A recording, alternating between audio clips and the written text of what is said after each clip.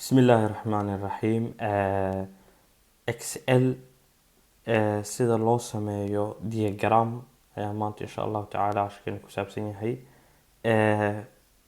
Marka ugu horeyso waa inaad sameysid sidan oo kaleeto.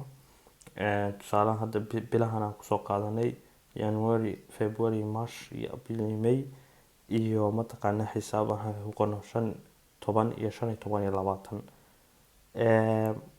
iyo 3 iyo 12 iyo 4 iyo 10. Marka sidan aad u sameysid ama aad u qaabaysid ayaa waxaad tegaysaa info-ga meesha ku qoran tahay.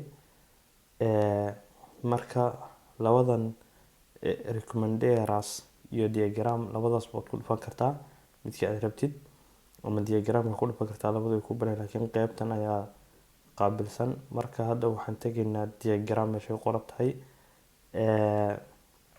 Circle-kan ku dhufaneynaa tusaale ahaan. Marka sidan ayaa ku soo baxayso. Diagramka waad wadi kartaa, dhinaca doontaad dhigan kartaa, halkaasaad dhigi kartaa hadaa rabtid, geeskan aad dhigi kartaa, waad weyneyn kartaa, waad yareyn kartaa, wax kasta ku sameyn kartaa. Halkaasna rubric rabtid baad ku qoran kartaa.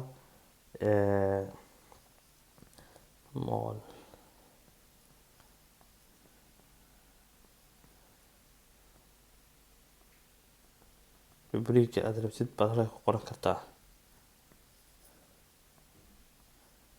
Marka diagram si loo sameeyo ayuu maanta cashirkeena ku saabsanaa.